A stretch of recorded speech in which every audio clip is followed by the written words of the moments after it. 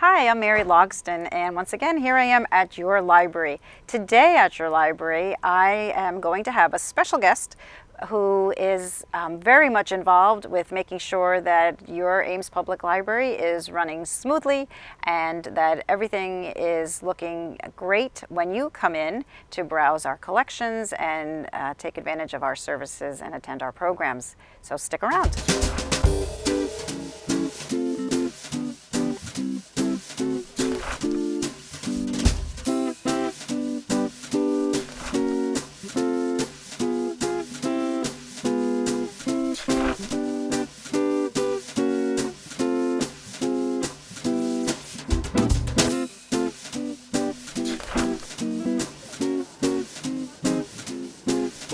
So as I said, today I have a special guest here at the library, Val Donnell.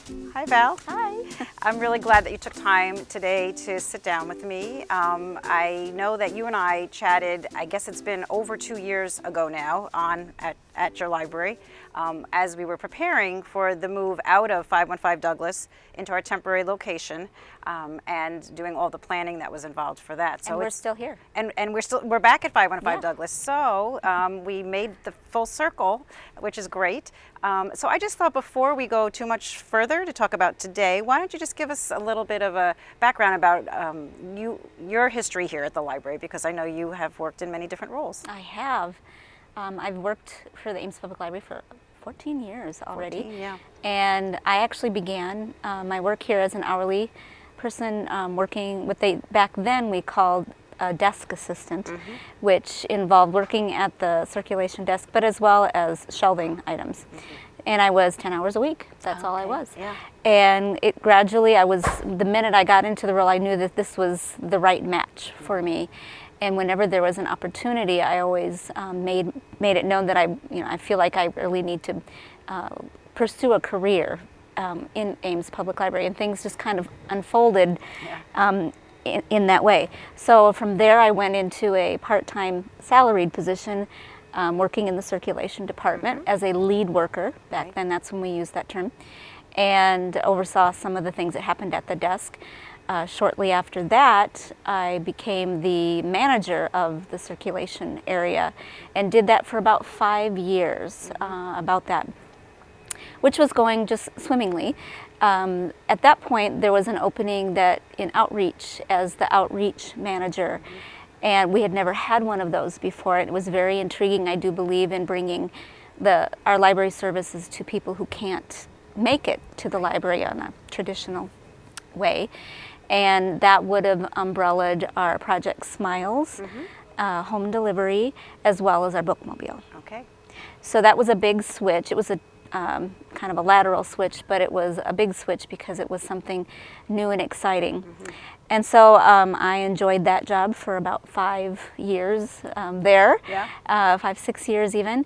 And then it wasn't long after that we worked through the reorganization for the library in response to this building and how we were going to staff it in this building. And now I am operations manager, and I do so many different things now. Yeah. So I've kind of sat in different places. I also presented for Project Smiles.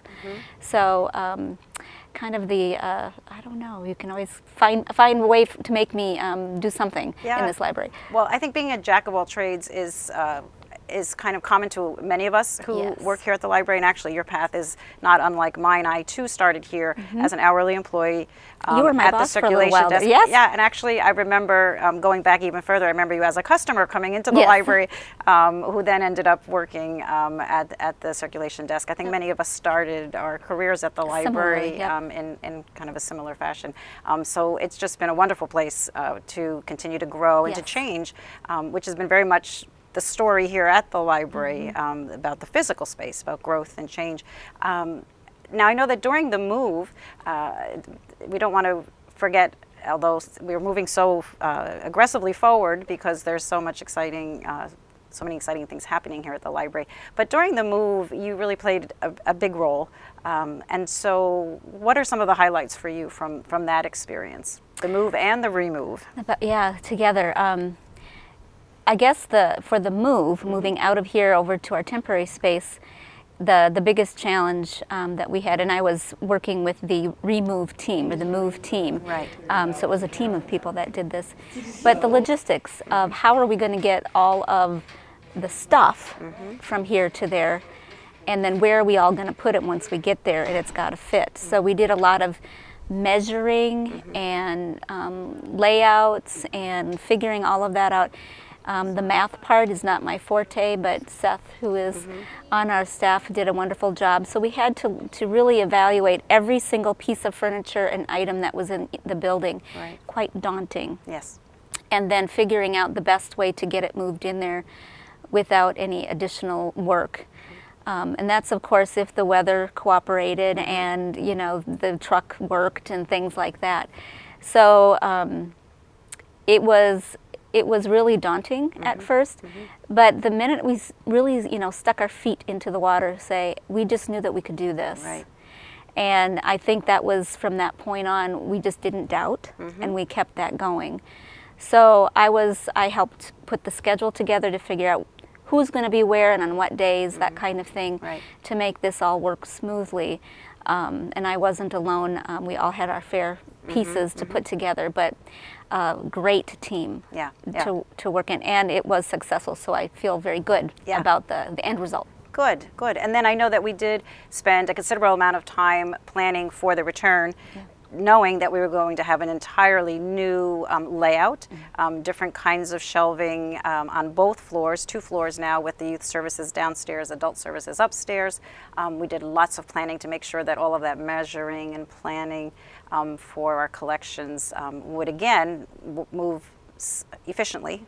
And then you were involved with that as well. Right. Now that we're in the building, I think it's just kind of interesting to observe that the planning and the improvements don't stop.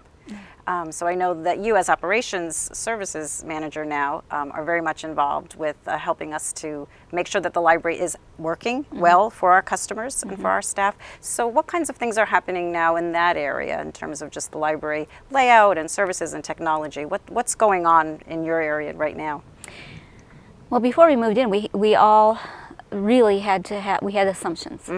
And we had measurements, like you said, and we had some statistics and things like that we could work with. But a great deal of them were assumptions. Now, these are educated assumptions, I like to say, because we know our customers very well. Right, right. We also know how we as staff are most effective and efficient. So all of those factors contributed to our assumptions and what we ended up. So when we move in and get going, we're now in that process that we're testing those assumptions and seeing, were we correct? What were we thinking? Or those kinds of things. And then, of course, getting feedback from our customers as well as our staff. Now that we've been in the space for about 6 months, we've learned different things, but we also learned we were just right spot on many things. So we're in the middle of doing all of that right now. And it is, I don't know, eye-opening to know that we really did choose correctly in so many different ways, and some of the ways that weren't were easily tweaked because we simply don't know. This is our best guess. Right. Let's try it. Right. And that was one of our phrases that we said. Let's try it to see if it works. Yeah, yeah. And I know that since opening, it's not as though we opened and everything was in place and fixed. Anyone who comes to the library will often see that there are still some people working on different systems. There's still some furniture that has arrived over time, you know, that wasn't here initially. One of the features that's now accessible at the library on both floors is our catalog, our online catalog, which we purposefully have located throughout the building. We call it our PAC stations, public access catalogs, and they are now available really fairly widely throughout the space on the second floor.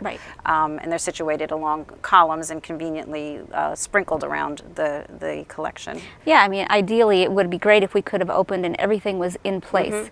But we knew that would never be the case. We wanted to open and have the library available and our resources available as quickly as possible. We didn't want to be closed any longer or delay. So at first we thought, oh, that's too bad. But on the other hand, you know, each time you come in each week, you might find something brand new again in the library, like the pack stations or the cushions down in the youth play down there and so forth. Just adding little pieces, and there's still more to come. So, and all of those assumptions keep going on that, you know, and we'll tweak those as they arrive too. So it has been exciting. Now for operations in my work group now, I actually oversee shelf maintenance is one of the pieces that I do. And what that means is that all of my library aides, we have 18 of them, that come in and they make sure that all of the books that are returned to us, our 1.3 million, get put back on the shelf. And I have a goal that we try to get everything back on the shelves within 24 hours. We have been very successful with that. And that is what we hope to continue to do.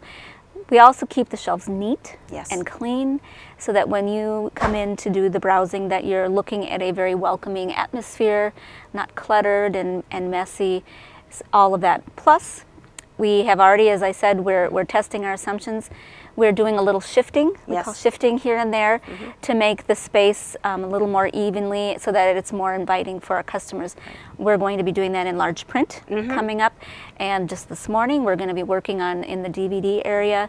So there's always little projects like that to make improvements as we go along. Well, I cannot tell you how much we value the work that the library aides do, and you by overseeing that work area to get books back, you know, books, movies, music, magazines, newspapers, everything, back, puppets, back on the shelves where they belong in such an efficient manner. One of the major improvements that we were able to put into place here at the library was to invest in a automatic materials handling system, which many people who've come to tour the library have really loved seeing in action.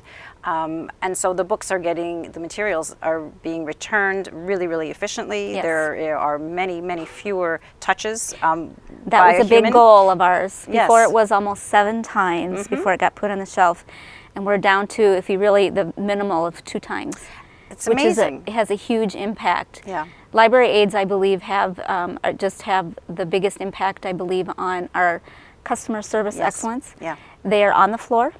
They are welcoming, and they are there to answer questions.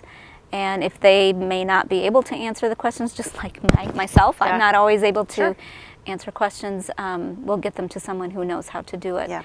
So they are quite an asset to our organization. They absolutely are. And I know that from the staff point of view, I'm aware that we are spending much less time fetching books. We call it fetching books. You know how often in the past it was the case that folks would come up to the information desk or speak with folks down in the youth services area and say, well, the catalog indicates that this book is on the shelf, but I'm not seeing it.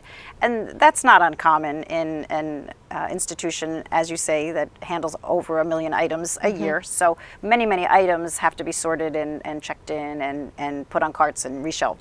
And in the past, it could have taken several days, and with holidays, sometimes even way more than several days, in order to get our materials back up on the shelves. And now it is a rare occurrence where we cannot find an item on the shelf. So I think that you're hitting those goals of within 24 hours, getting materials back on the shelf, and that is a huge benefit to the community. And then the staff can spend more time helping people with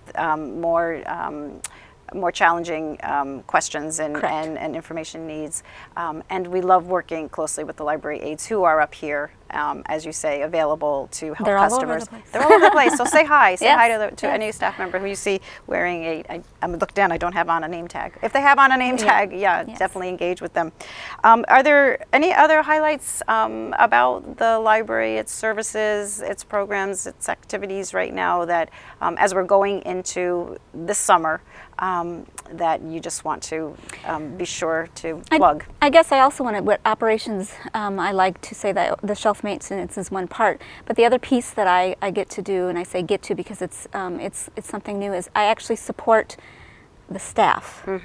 I help train and so forth, and keeping them having all the tools and the materials and training that they need to do their job well. So I know Lynn, the director, calls me mom. I mean, because I'm helping people have anything that they might need. I try to help them accomplish what they are trying to do. That's right. In whatever fashion that is. I like to organize. I like to think of better methods and look for efficiencies and things like that. So all of those things put together is working toward a very smoother operation throughout the whole library. Yeah. So though I have library aides and that's my work group, I look library wide for issues and things. And we really are fortunate to have that, to have you in that role, and because I think it is a complicated operation here at the library.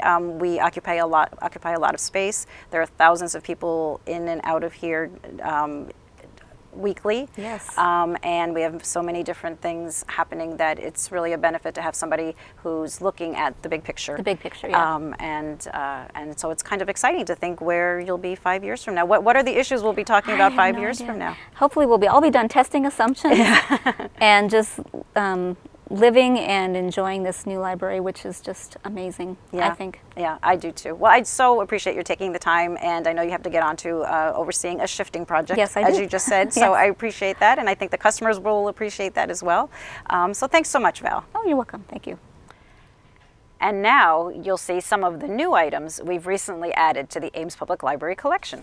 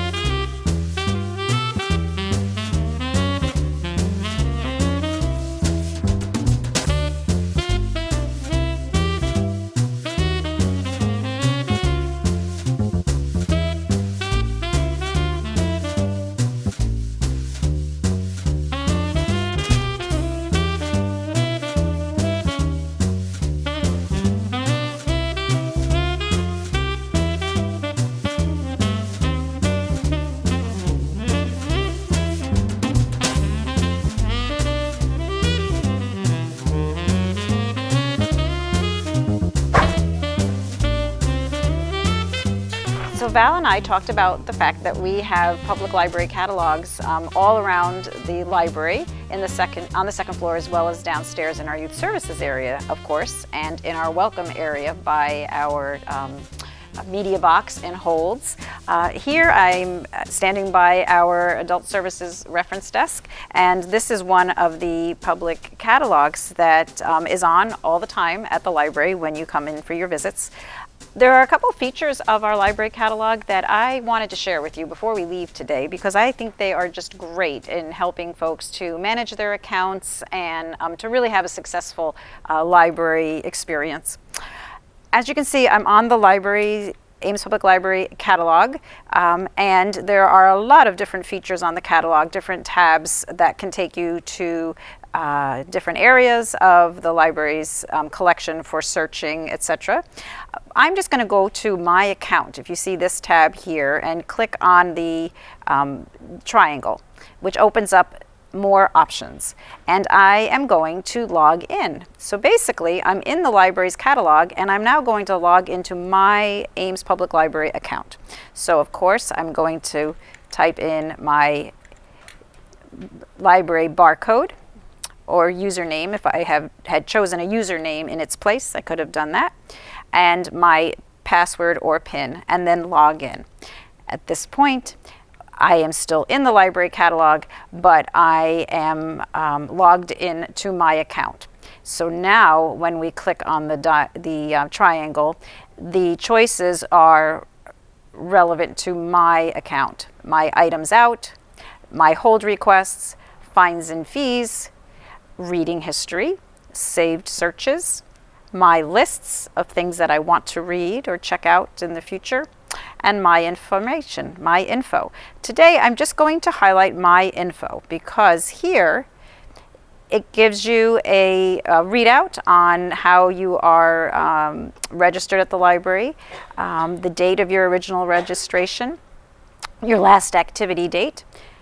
And what I'm going to point to you here now is the contact information and preferences, because the information that we have about you, your address, your phone number, your email, is on this part of the library account information. Please be sure to let us know your email address so that we can notify you if we need to communicate with you about fines or fees. That's really a quick way for us to do so. Enter your phone number, of course. A feature that not everyone is aware of yet is that if you place holds, you can actually be notified by a text message that your item is on hold. So that would be under your preferences. So my preference for receiving library notices can be email, or it can be phone. Send me a phone message. If you do choose that you want a text message for your library holds, please be sure to indicate which carrier you use. So in this way, as soon as an item, I think it's twice a day actually, we send out messages to customers that indicate that the item that you placed on hold is now available. So if you've got your cell phone, your smartphone, and you are receiving text messages, it's possible that you can be out and about in town and you get a message that your item is available at the library to pick up. And so it's just kind of a convenient way to find out what's happening and to change your plans and swing right over to the library to pick up your holds. Something else that I think is really fabulous about our new library catalog, we've had this for just about a year now, this particular library catalog system, is that you can now choose to maintain your reading history. This is something people have often asked us if we could check to see what they read 2 years ago because they want to reread the item or they want to recommend it to a friend. In the past, we've not been able to offer that feature, but with this system, it is possible. But you do have to opt in. So the default when you have a library account is that we do not maintain your library reading history for confidentiality reasons. And so we've not done that in the past. But now if you choose to, it's your choice, you can maintain your reading history. So you would just choose that box. Maintain reading history is what you need to do. And from that point forward, you will submit your change request if you update anything on your account. From that point forward, what you check out is going to be something that you can find out by going to, again, my account and my reading history. You can even manage that list if there are some items that you don't really care to keep on that reading history. You don't anticipate that you're going to read that book again, or you didn't particularly enjoy that movie. You can take items off of your reading history list. If you ever choose to stop maintaining the reading history, you will lose all of the materials that you had previously had on your list. So basically, you opt in, and from that point forward, it will save what you've been checking out from the library. I just think that's a really special feature, and I want more people to know about it. Of course, we make sure that everybody who logs into their library account logs out when finished. So click here to log out. And be aware that these, of course, are features of our library catalog, which is available online from home, from your own smartphone. So you can, by all means, check what the library has, put items on hold, manage your own lists anytime that you've got an internet connection. So I hope that you will take advantage of this. And if you've got any questions, please don't hesitate to ask. You can stop by the desk here. You can call us at the library phone number 239-5646. Choose 4 to reach the Adult Services and Reference Desk. Or send us an email. Click on Ask a Librarian, and anytime you can send an email to the staff here, and we'd be happy to get back to you to give you more information about how you can enjoy your Ames Public Library. Well, thank you so much for being with me today. This is Mary Logsdon at your library.